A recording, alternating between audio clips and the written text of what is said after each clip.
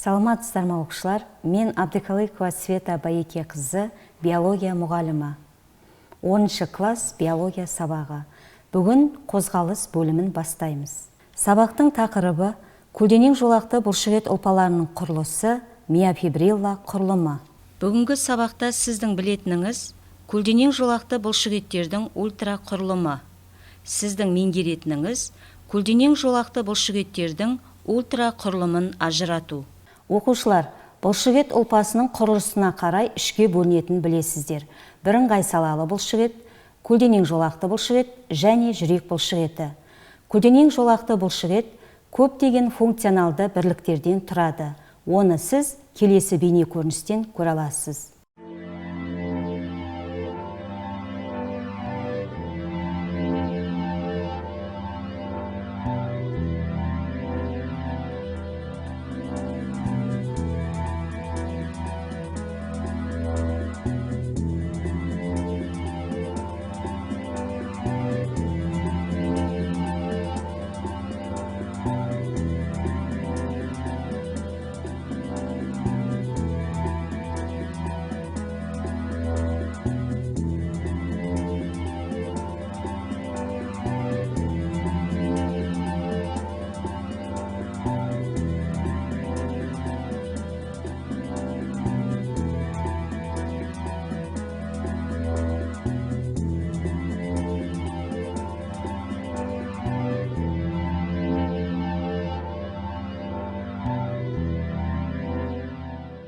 Оқушылар, көрсетілген бөліктерді түсіну үшін ең алдымен жаңа сөздермен танысайық. Миофибрилла бұлшықет талшығының қызметтік бірлігі.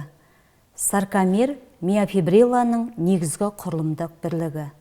Сарколемма бұлшықет талшығының мембранасы. Т жүйесі сарколеммадан түзілген қуыс. Саркоплазма бұлшықет жасушасының цитоплазмасы. Саркоплазмалық ретикулум әрбір миофибрилланы қоршап тұратын қалташа. Оқушылар, келесі бейне көріністен сіздер бұлшықет талшығының микроскопиялық құрылымын қарай аласыздар. Бұлшықет талшығынан тұрады. Бұлшықет талшығы миофибрилладан тұрады. Миофибрилла саркомерлерден құралады. Саркомерде нәруызды миофиламенттер орналасқан. Олардың ультра құрылымын қарастырайық. Бұлшықет талшығы сыртынан сарколемма деп аталатын мембранамен қапталған. Бұлшықет талшығының цитоплазмасы саркоплазма деп аталады. Саркоплазмада жасушалық органеллалар орналасқан. Митохондрия, саркоплазмалық ретикулум деп аталатын эндоплазмалық тор, сондай-ақ гликоген және миоглобин нәруызы бар. Бұлшықет талшығында өте көп мөлшерде ядролар болады. Талшықтың негізгі бөлігін миофибрилла алып жатыр. Әр талшықта олар шамамен 2000-дай. Миофибриллалар жиырылғыштықты қамтамасыз ететін органеллалар болып табылады. Миофибриллалар бір-бірімен тізбектеліп біріккен саркомерлер деп аталатын бірнеше құрылымнан тұрады. Микроскопиялық саркомер алмасып келетін ақшыл және күңгірт жолақтар мен сызықтардан тұрады. Әр саркомер күңгірт жолақ Z сызығымен шектелген.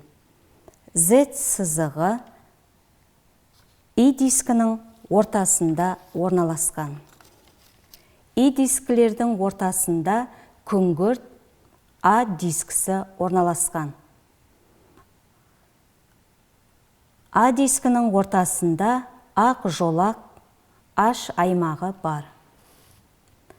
H аймағының ортасында күңгірт М сызығы бар. Осылайша әр саркомер ретімен орналасқан элементтерден тұрады. Z сызығы, I дискінің жарты бөлігі, А дискісі, тағы да И дискінің жарты бөлігі және Z сызығымен аяқталады. Міне оқушылар, бейне көріністен сіздер бұлшықеттің микроскопиялық құрылымын қарадыңыз. Бұл саркоплазмалық ретикулум және Т жүйесі. Талшықтардың арасынан түтікшелер жүйесі өтеді. Олар Т жүйесі деп аталады. Ол сарколемадан түзілген. Саркоплазмалық ретикулумның Т жүйесімен жанасқан жері цистерна. Бір Т жүйемен екі цистернадан құралған кешен триада деп аталады. Жуан жіпше миозин нәруызы, жіңішке жіпше актин нәруызы. Сонда сарколемада бұлшықеттің екі нәруызы бар. Миозин және актин. Миозин филаменті миозин молекулаларының шоғырынан тұрады. Шамамен 300-ге жуық миозин молекулалары бірігіп, жуан миозин филаментін құрайды. Миозин молекуласының құрылыс ерекшелігі оның қосарлы бастары бар өскіншелері болады. Ал актин молекуласының құрылыс ерекшелігі олар глобулярлы, яғни дөңгелек шар тәрізді. Олар бірігіп G-актин деп аталады. Және орналасқан кезде бір-бірімен байланысып, қосарлы шиыршық құрайды. Бұл кешен F-актин деп аталады. Актин нәруызында тропомиозин және тропонин нәруыздары бар.